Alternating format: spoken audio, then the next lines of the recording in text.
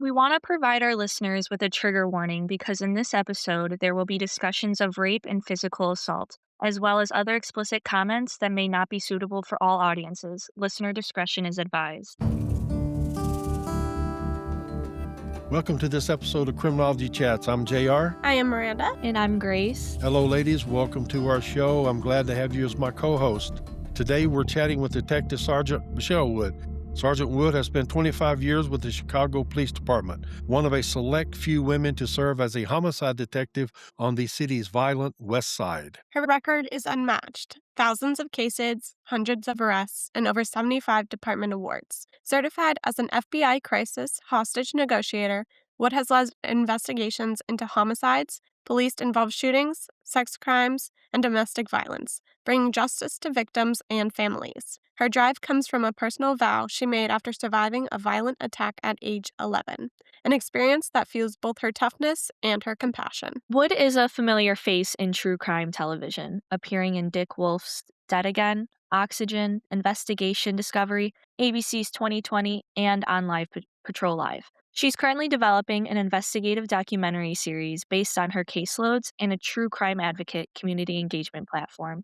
Beyond the badge, she got her master's in public safety management, all while raising her daughter Maddie. Yes, she has a book coming out soon called Model Detective, a true story of heels, handcuffs, and homicides. I think that's fantastic. So welcome to the show, Michele. Thank you for having me. All right. And we have Miranda and Grace. They're two college students in the criminology field from the Chicago School. They have the better questions for you. The first thing we'll do is start with what made you want to get into police work. Do a brief summary of your time so far with the Chicago PD. Okay. And then they'll have questions, I'm sure, and then we'll get into the case. How's that sound? Okay, cool. Miranda's a great name for law enforcement, by the way.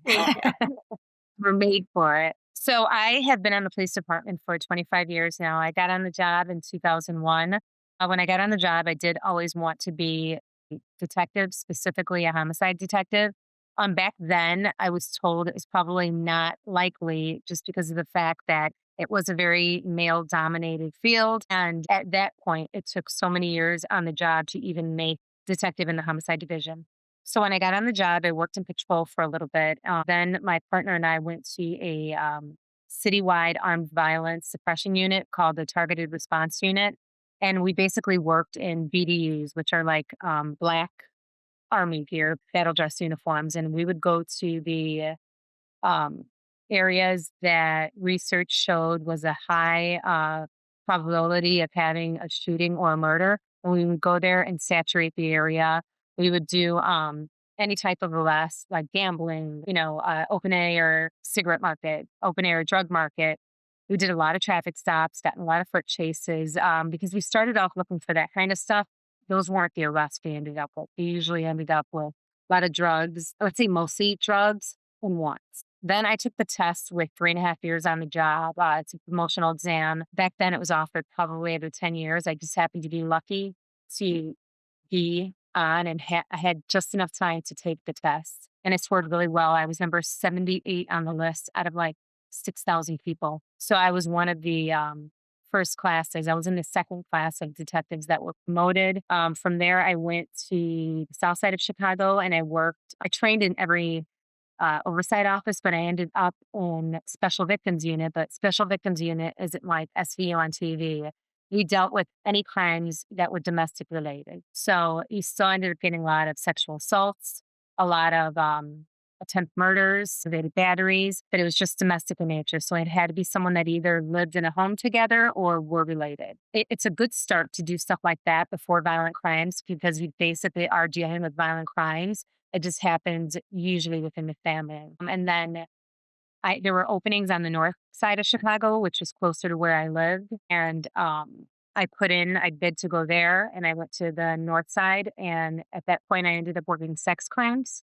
I did that for a couple years and I wanted to go on shootings. I wanted to go on murders. So my commander said, okay, you got to handle every heater, a big sexual assault case that comes in, but you can start going out on shootings and, stabbing, stuff like that. The first murder I worked was is a murder that was at Green Dolphin, one that was assigned to me. I'd been out on a lot of murders and police shootings, but where I was actually the lead detective was in 2008 into 2009. It was the end of the year. That was the first murder that, I had from beginning to end.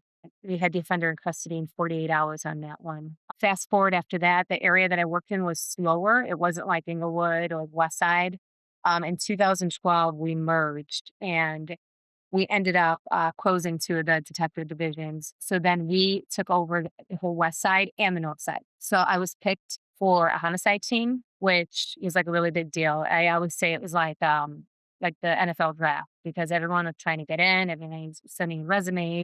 There were at that point like 4 or 5 teams over a huge area. I got picked to go on that team, 2012, with nothing but homicides in a very busy area. I was promoted to sergeant in 2017. I turned it down because in Chicago, when you get promoted, you go back to patrol. Likelihood of you coming back to the detective division is very small because there's no spots. So then I was a new sergeant on midnights working in a beat car, and I had fun, but it's not what I wanted to do. So then I ended up getting asked to go to a tactical team, which is kind of undercover drugs, guns, gangs. And then finally, my old commander called me and asked me to be the DNA and the sex crime sergeant. So of course I took it. I went back to the area. I did that for about a year, 2020. Then we changed everything again, and those two detective divisions that closed were opened again. Except this time I left my area on the north side and I left to go to the west side, which is highest murder rate in Chicago. 2020, I left, I went there. I got my own homicide team. And I've been doing that. I recently just went back to the north side as I prepare for retirement. But I've been working murders as a supervisor of a team for the last 5.5 years. That's interesting, very interesting. So did you have a hard time? Did the men of the department give you a little bit of a hard time, or did they seem to be accepting, or how did that work? In the beginning, no, they weren't accepting at all. I mean, I had a lot of side jobs. I always did like fitness competitions and stuff like that. So I think for a while, people referred to me as Bikini Girl. And it's very hard for women to get accepted to be put on teams and stuff like that. So that's why I always make it a point to have at least one female on my team. I mean, I also teach at the academy. I teach a class in service detectives. And I always seek out women because I feel like they're sometimes overlooked. So there's definitely that. There's a lot of eye rolling when women come into a room. Women are really good at this job. And I don't think many times they're given the opportunity because people think that you be big and strong and tough. And not that women aren't, strong and tough, but mental toughness is so much more important than physical toughness when you're solving cases and when you're talking to someone for, 48 hours. Women just are really good at interviews. And I don't feel like they're often given the opportunity to do it. So I make a point to reach out and I mentor women. And everyone knows, like, when I go and talk to women afterwards, I end up having a whole table filled with women because I really do think that women are very important. You should have at least one woman on your homicide team for a multitude of reasons. Some guys that are in custody or women that are in custody don't want to talk to a man. So you, at least for that reason, have to have someone. The police department is still obviously predominantly male. And the detective division, I would say, is probably the same. So I think it is really important for me as a sergeant now to seek out women that might be intimidated and might think, oh, I can't do that because I'm a woman. I learned early on in my law enforcement career that women were good, especially when it comes to narcotics. To have a female on the team was fantastic because that lowered the suspect's antennas with a female around. Or they just didn't suspect anything. And you can do so much when it's a male female on surveillance. It looks more normal than two guys sitting in a car in the neighborhood. I agree. Yeah, that's what I was gonna ask too. It must have been just really hard being, like, a woman on especially, like, a tactical force team, being undercover. I mean, have you ever had instances where you were treated poorly being a woman on the team? Because I was the supervisor, they didn't have the opportunity to treat me poorly because they'd be off my team if they did. But I think the guys on that team at that point were excited to have me because they knew I worked on like a little baby homicide team. Like we went out, we didn't do, pulling people over for traffic offenses and stuff like that. We have to have activity. And it's not like, there's no quota, there's no nothing like that. But if you come in with no arrests every day, it's like, what are you doing all day? There's arrests to be made out there. So if you come in with nothing, it means you're doing nothing all day. So we would find out, and fortunately at that time, I still had some cases that I was working on when I was a detective that we were looking for the offenders. So my team and I ended up finding some of the offenders from my cases, and we just did a lot of stuff. Like we got in, car chases and foot chases, but a lot of the stuff that we did, these people weren't going to jail; they were going to prison. So it wasn't, like the small. When I was in the targeted response unit, we did a lot of quality of life arrests, like gambling and stuff like that. My tactical team, we didn't touch that. We didn't touch anything on the public way. We didn't do anything like that because we were really into investigations. And a couple of them now are detectives and supervisors now. And they always say that that was the funnest time that they had. But I also had a lot of confidence at that point. Well, if that happened years before, I might have been a little bit more timid. And I'm not now. I think I know my job pretty well, confident in doing things that might be a little bit different. Like I remember there was an incident at the lakefront and a off-duty sheriff was shot. And my commander sitting in his office went on the air and he's like, "Is Sergeant Wood's team working?" And they're like, "Yeah." He's like, "Tell her to find him." And I was like, "Oh my God, he said this on the radio. Like, I don't know who this person is, but we did find. So lucky for me, I had some great guys on my team. One of the guys, John, actually, we got lucky and we ended up finding where this guy was, and he was in front of his house, and we walked out of his house, and but I mean, we look like rock stars then. Doesn't matter how it happens, it only ends with the outcomes. Yeah. So when it comes to investigating Well, crimes, especially like violent crimes like sexual assault, do you feel well, pressured to solve the crime like as fast as you can due to like an obligation to the victim? And how does this affect your investigation process? there is pressure to solve the case, but not quickly. Unfortunately, we don't do a lot of things very quickly because we're often waiting for DNA. While we're waiting for DNA, there's so many other things that you can do. Interviewing, like DNA, I love DNA. DNA is great, but it's a tool. DNA isn't going to solve your case. You have to go out and talk to people. And I always tell people, I'm like, you hit the streets. That's how you find out, what happened. There's cameras everywhere now also. So getting the camera footage though, it's really tough to do because we have a video team now, which we didn't have when I was a detective, that will go out and you could send them like, okay, go on this block and look for video here. There is video everywhere, so that will help us. But if we do have to wait for DNA, which we always, we don't necessarily always have to wait for DNA, but the state's attorney's office usually does want DNA. DNA can take a month, it could take 2 months, it could take a year. So we're fighting against that. I don't care about doing things quickly because it's got to be right. Quick doesn't matter at all because there's so many little things that you can miss and it's so easy to make mistakes. And this type of job, you make a clerical error, you make a typo, that can cause this case to get thrown out or someone to get an appeal in 15 years.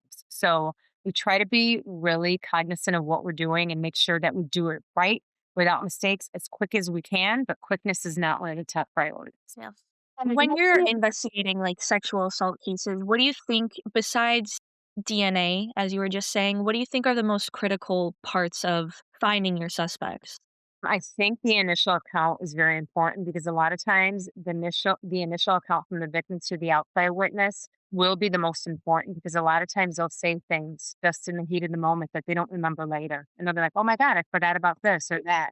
So I think that is super important. I think doing a canvas of the area to find out if there was anything else like that in the area is super important. I think looking at previous crimes, all offenders like that have MOs and they'll repeat patterns. So if you look at things, certain offenders, even something that they wear, something that they say, you're like, "Oh my God, is this other person that we're looking at because he did this and that." So those things ring true a lot in sexual assaults more than any other crimes. For our audience, Michelle, explain what an outcry witness is. An outcry witness is the first person that the victim told what occurred. So it would be the first phone call that was made, the first, um,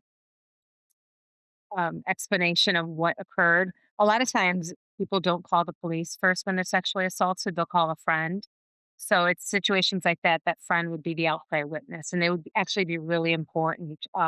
during court proceedings. In terms of the offender, when it comes to sexual crimes, do they understand what they did was wrong or do they try to rationalize it and they don't always realize that what they did was not okay? I think it depends on what kind of situation it was. I would say for the most part, almost all of the people that I talked to that were sexual offenders knew what they did was wrong. They might try to rationalize it to me to tell me why it happened, but there's always a sorry in there somewhere, whether it's whether they're really sorry or not. But I don't think for the most part, um, people think it's okay, especially in this day and age. Things have changed a little bit from when I first got on the job. I think there's a lot more media attention to stuff like this and, you know, talking to kids on college campuses and letting them know that you can't have any relations with an intoxicated person. So that was a big problem back in the day where I have heard people say, I was drunk too. And okay, well, just going into the interview, a lot of times they'll say, okay, what did she look like? Like I had one guy that was telling you that it was consensual. And I'm like, "Okay, well, what does she look like?" And you guys were having sex. And he's like, "She's like a zombie." I'm like, "Well, okay." That threw him in prison. That statement right there saying, "So you're telling me that you had consensual sex with someone that looked like a zombie. Does she look like a zombie before? Does she normally look like a zombie?" No. So you knew what you were doing was wrong. You knew that she was couldn't give you consent. So yeah, I would say mostly no. I think they mostly know that they're wrong. You have other rapists that are opportunists, and it starts off as a robbery and then it ends up going into a sexual assault because they're opportunists and they're to do whatever it is that can give them something, whether it's sexual gratification, money, proceeds from a robbery. Um, Does mental illness and addiction play a role in any of it? Definitely mental illness, especially for victims of sexual assault. We do have people that are in nursing homes, high risk, who are suffering from mental defects. A lot of times you'll have people inside nursing homes that believe they were sexually assaulted and they weren't, but we still go out and investigate it. But at the same time, you have people that were sexually assaulted and people don't believe them because of the fact that they're suffering from mental illness. I've seen it more. Yes. I mean, there's definitely rapists that suffer from mental illness, but I think in my experience, it affects victim more than it does the offenders that are perpetrating the crime.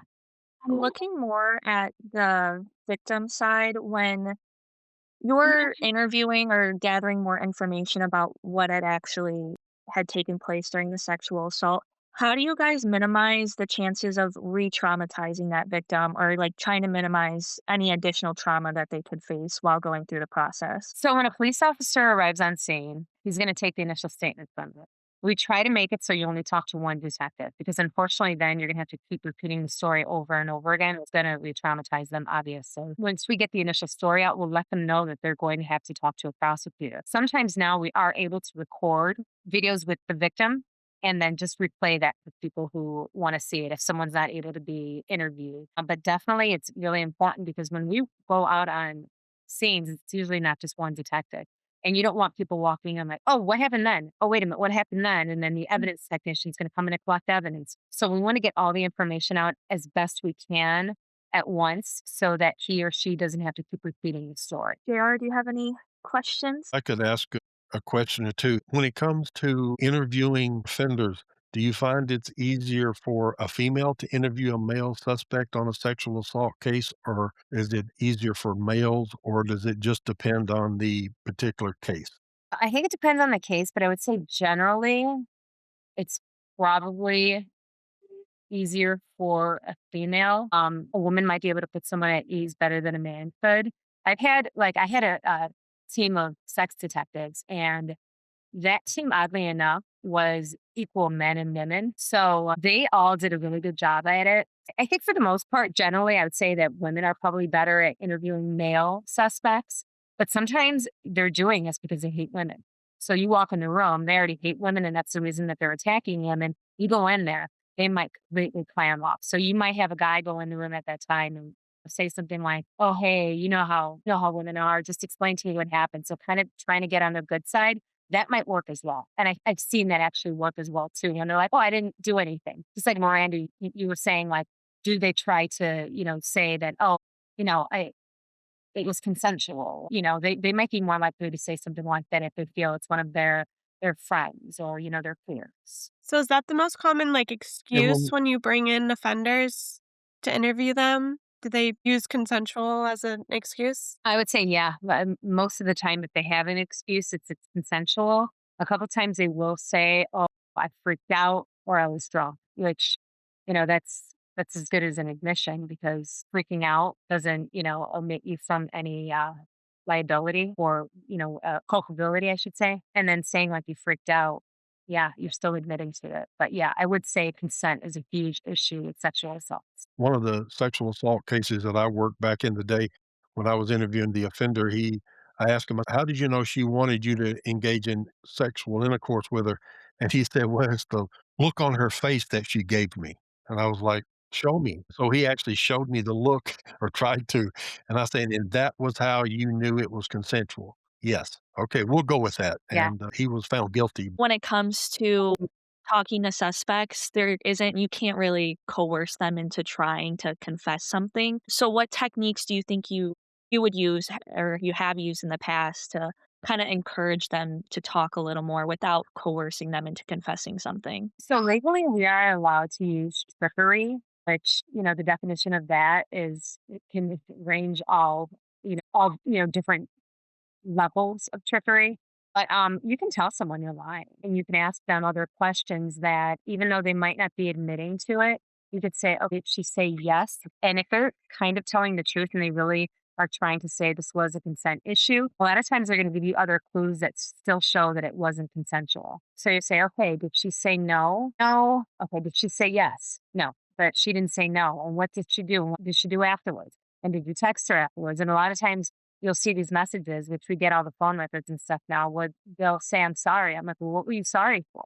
And sometimes you'll get a statement there just by them admitting what they were sorry for. Oh, I knew she didn't want to do it. Okay, well, then it wasn't consensual. So those, if you talk to them long enough, people tell on themselves. And sometimes if you just let people talk, talk, talk, talk, talk, they'll inadvertently say something that catches them up. And human nature, people want to talk, they're going to give their version of the story, but sometimes their version doesn't help them.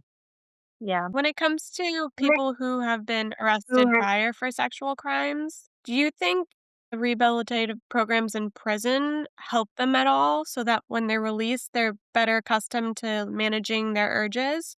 Or do you not see any effect? If they are serial rapist types, I do not think they can be, for the most part. I don't know that they can be. I haven't seen it happen. If it's a consent issue where someone really is intoxicated and they perhaps didn't understand, I think rehabilitation in those cases might be helpful. And it might, they might have grown up in a situation where there's no respect for women. They might be in a different culture where it is accepted. But in general, like the case that we're going to be talking about later, that person is who I'm thinking of in my head, and he cannot be fixed. Some people are just animals, and sexual assault it's not the crime itself that is the problem. It's the type of person that does the crime. Robbing someone and then deciding to have sex with them just because it felt right at the moment. There's something seriously wrong with a person like that. So maybe medication might help someone like that because there's obviously some kind of severe, this isn't like a bad decision. This is so much far beyond that.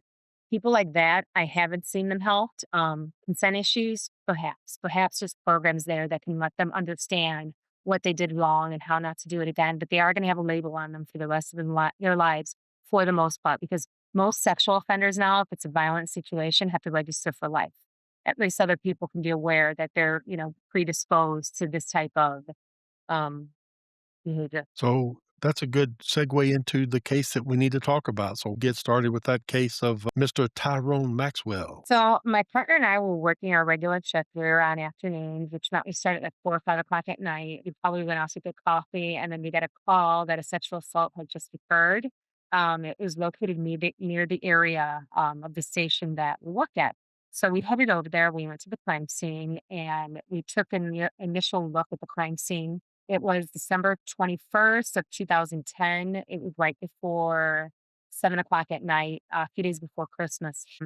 It was snowing outside. I know it was a full moon. The street was lit by artificial lights because it was dark outside, but because there was snow on the ground, I should say, it was a little bit more brightly lit than it would have been. This occurred in an alley of a main street. It was actually the same street that the police station was on an avenue. It was in like back of the alley. So we arrived on the scene and we saw what looked like a void in the snow, which is where bodies would have been. We assumed that perhaps the victim was there. There was blood spatter on a vehicle that was parked there. This area, a garage should have been there, but the garage was torn down years before. So there was just a vehicle that was parked there. And we learned that the victim was taken to Illinois Sinai Hospital, which was down the street, and that the victim's boyfriend was on scene, and he was going to be the outcry witness, and he was also going to be a witness to some of the stuff that occurred during. We looked, and I mean, there was nothing. I know there was a button that was found from a pair of pants that was located on the scene, and because there was a lot of snow, we're like, there could be some other stuff in the snow. We looked around, we didn't really see much, but crime scene tape is still up, and it's kind of hard to get a good idea of exactly what happened just from talking to the responding officers.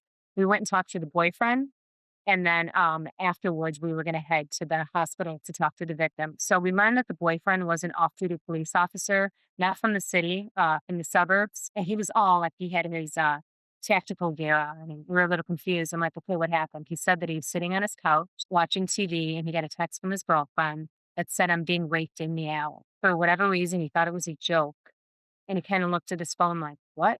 And he didn't do anything about it. Then shortly thereafter, his girlfriend arrived back home and she was battered and bloody. And she let him know that she was raped in the alley, just a few doors down from their house. We asked him, does she normally joke about stuff like this? And he said no. And he said that it was snowing outside. You didn't have his shoes and socks on. So for whatever reason, he didn't go outside. And I'm sure to this day, he regretted, but he just wasn't thinking. And the second he figured out what actually happened, he did call 911 and he put all of his stuff on because he assumed that he was going to go out and, see if the guy was still out there, go look for him.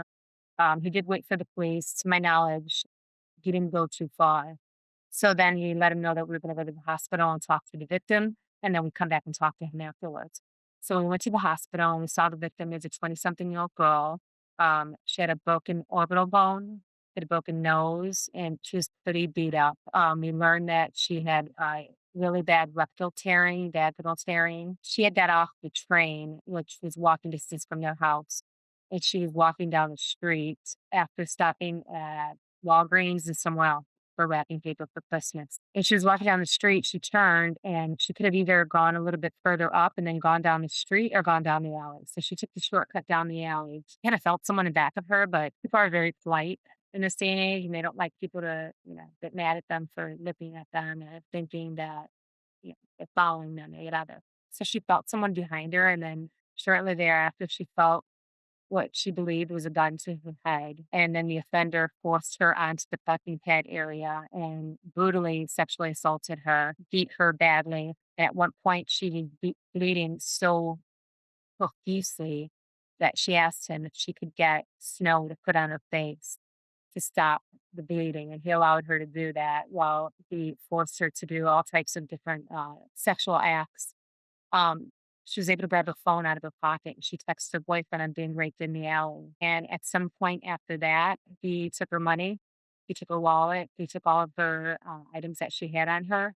She went to her boyfriend and let him know what occurred. The victim did have multiple sources of possible DNA on her. So we had the evidence technician come out and collect the DNA. A weight kit was done. They even swabbed like all of her injuries because it did not appear that the offender had on gloves. So at that point, we finished up with her. And again, we don't want her interviewed 50 times and telling the story over and over again. But we let her know that once we did have an offender in custody, which I was confident that we were going to be able to find out who did this, that she would then have to talk to a state's attorney and explain the story over again. But she was very cool, calm, collected. She was so calm that some of the officers on the scene were like, doubting if it really happened to her because she was just so in control, which is really admirable after what she had gone through. She had to have gone through the most horrific nightmare that any woman could ever even think about. But when we arrived back at the scene, we collected, she used peas, frozen peas to put on her head for ice. We collected those. And then we were there for a while. Bus to senior crime scene, the evidence technician came and took the blood spatter that was on the car. The car was not related. The car just happened to be parked there. It had nothing to do with our investigation. All the homeowners that this is a very nice neighborhood. There's $1 million homes in this neighborhood. No one heard anything. No one saw anything. There were no witnesses. There were no cameras. There was no nothing. So I was hoping that DNA would help us, but at that point, DNA is like a year down the road. So with my partner, I was like, feel like we're missing something. We sit there and we're like, what's missing? That's off. It's wrong. So I went on my hands and knees in the snow and I sifted through the snow after we processed it and I found a Bible. And when I went inside the Bible, I found a bunch of different phone numbers and addresses. Whoever had this was using this as a phone book of sorts. And I can recognize and see that these are the Bibles that they give out inside the jail and inside homeless shelters. So there's a homeless shelter around the block. My partner and I and a bunch of other people went there to see if we saw anyone matching the description, anyone with injuries, anyone that wasn't doing what they're supposed to be doing. We interviewed a lot of people in there. We talked to people in there, and there was nothing there.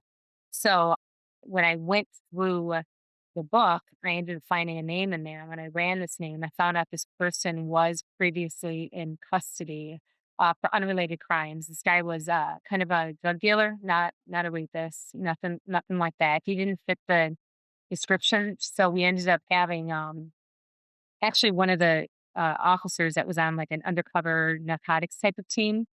I found out that this person was his confidential informant, a registered confidential informant.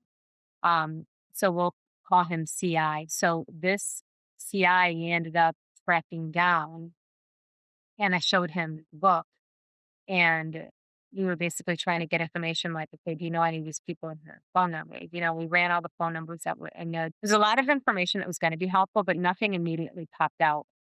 So then I had a sketch artist come in and do a sketch, and the sketch was amazing. When we actually ended up finding out who the person was, the sketch came only from the victim, and she did a great job. This woman is just amazing. So then when we showed the sketch to the confidential informant, he said, that looks like Tyrone. So we ended up figuring out who Tyrone was. Tyrone was a person who was in custody for robbery, and he had just got out of jail a few days before the raid. A very lenient judge. He should not have been on the streets. He was a very violent person and he was very young at the time. I forget how old he was. I'd have to look it up, but I think he was like 19. But he was already just on the path of destruction. Bad person. For whatever reason, she thought it was okay for him to live in a halfway house on an ankle monitor and a curfew. Back then, the ankle monitors didn't have a GPS to show exactly where you were. I think they only knew if you weren't there. They were very beta, very not state of the art. So we ended up finding out that on the day of the murder, he had missed his curfew. His curfew was, I believe it was 8 o'clock at night. And he's late. So that violates the terms of his release. So we were able to go in and do a probation check with the probation officers. They did everything they did just so we can get eyes at him as well. They took his DNA and then I took the DNA and I gave it to one of my other detectives who hand carried it to the Illinois State Police for comparison. Bible, we ended up figuring out that Tyrone and the confidential informant were in prison together at the same time. And he had given him his phone number. So then when he started thinking about the book, he's like, oh, yeah, I do recognize some of those names in there. This is Tyrone's friend, girlfriend, this, that, whatever. So we had that, but we didn't have DNA. So the then we're going to execute a search warrant for his living quarters in the area. He lived in a like halfway house, which is a shelter type of thing, but he had his own area where all of his clothing and everything were. And when we eventually did go inside there, he had all the victim's stuff. He had her ID, her credit card, her wallet. So he was keeping mementos of his crime. When we actually did end up sitting down and placing him into custody for the sexual assault, he gave a full confession. And his confession, there was no excuses of what happened. He said that he saw her walking down the street and he was looking for a victim. He said that he had just drank some like Red Bull and malt liquor mixed together. It was like popular back then.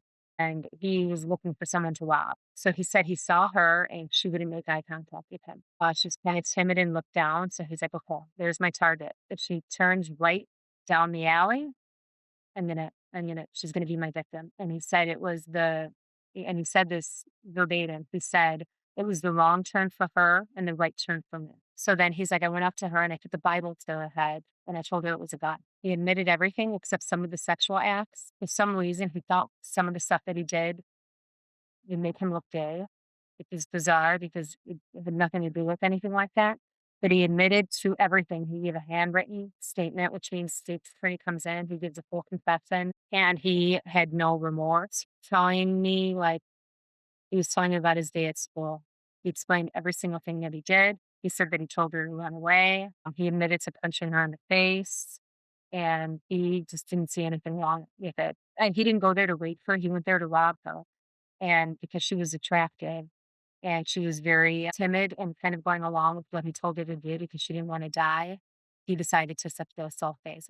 So he ended up also pleading guilty years later. But he's a person that will get out in my lifetime and will offend again. If you didn't find the Bible, how do you think this would have affected your case? If we didn't have the Bible was the smoking gun. So we did have the DNA. The DNA would have come back, but unfortunately at this time he was not in CODIS. That same judge that let him out also just didn't hold him to the standards of anyone who's a convicted felon is supposed to be in CODIS, which is the nationwide database for DNA. But a lot of times when you swab these people back then, kits would sit on the shelves and never get turned in. So he had a backlog back then. So we would have eventually caught him. That sketch was pretty good. We would have eventually made it to halfway houses in the area. We did find a button also, and we found the pants that went to the button and his personal effects. So we would have had his DNA eventually, and unfortunately, he would have offended again. And at some point, his DNA would have gotten into POTUS, but it probably would have taken a lot longer. My partner and I were obsessed with this case. We weren't gonna let it go. So we knew that we were going to get whoever did this, but it would have been a lot harder, a lot more man hours on the street, walking the streets, because we would think, okay, if this guy was walking around at, 7 o'clock at night, whatever day of the week it was, we're gonna go walk the streets again and look for him. And we knew that he might have been someone that you I can't even say, like, would have been the type, but we knew he had, like, a leather jacket on, and when it's so cold outside, you try to catch people around the same weather so they don't change their clothes, change their outer garment, so we would have an idea kind of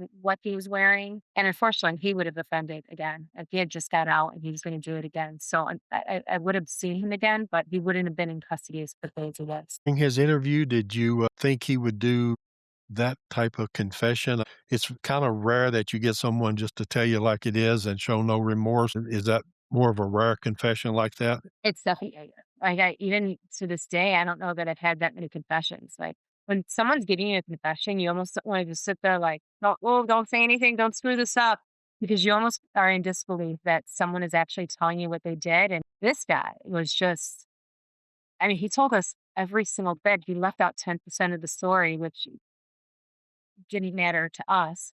But even the Bible thing is crazy. Him implying that he had a gun, and we didn't know if he had a gun or didn't have a gun. Like we thought maybe the Bible might have been something, but the Bible's not even the right size to be a gun. But the victim would have no idea. All she feels is like a heavy object up against her head.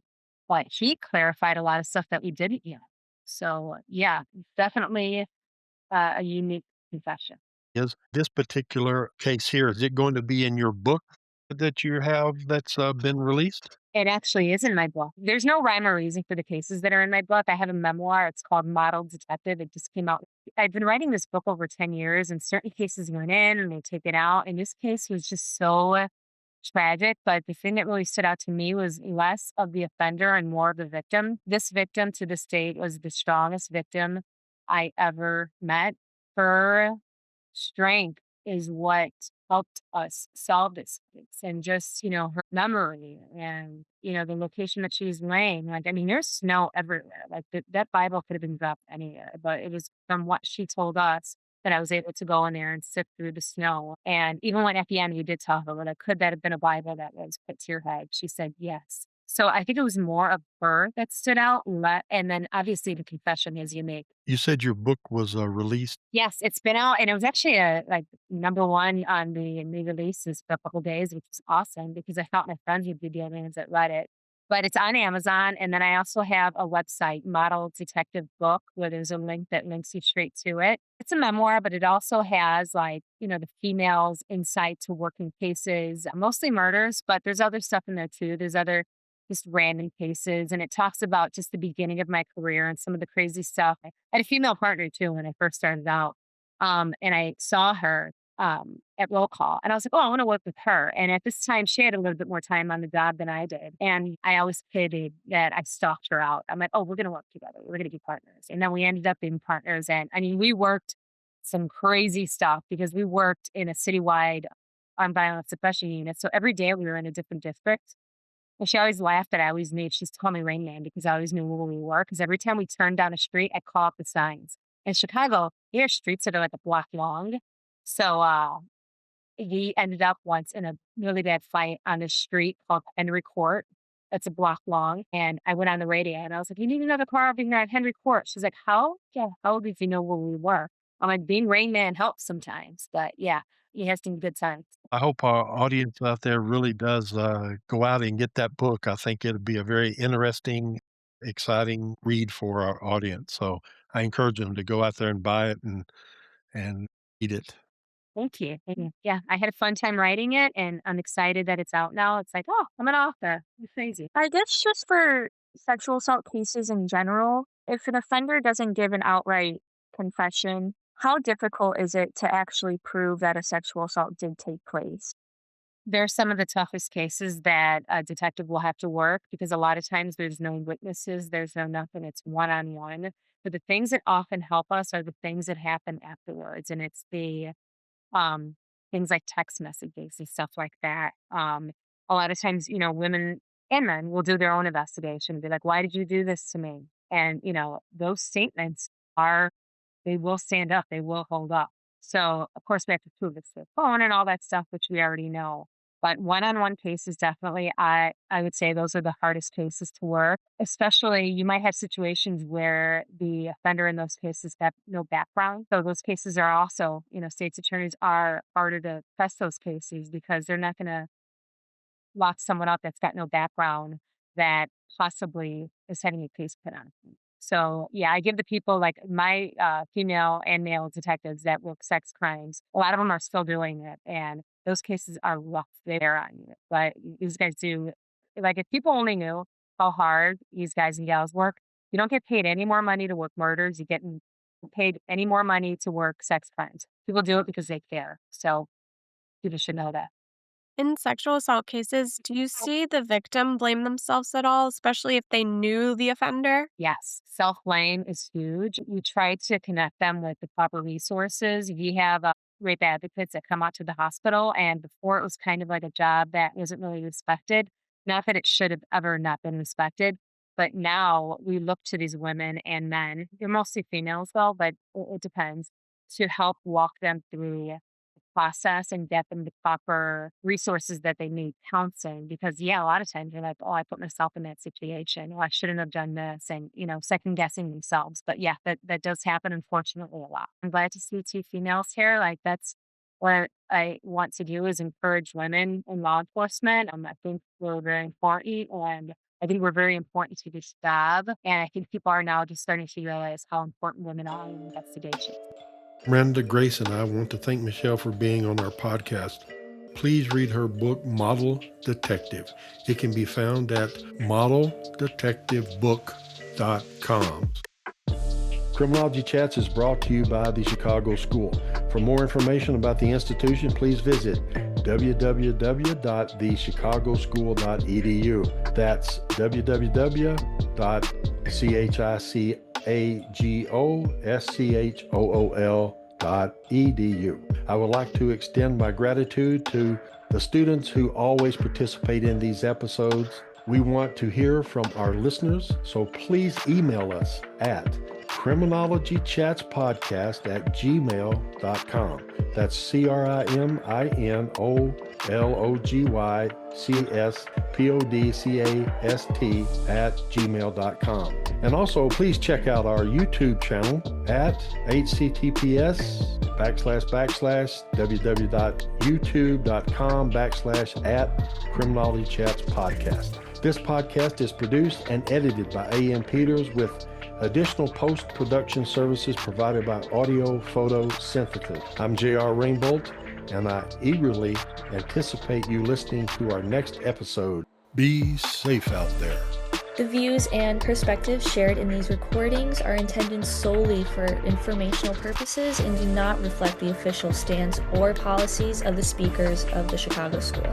Any commercial products and manufacturers mentioned are included for informational reasons only and do not imply endorsement or approval by the speakers of the Chicago School.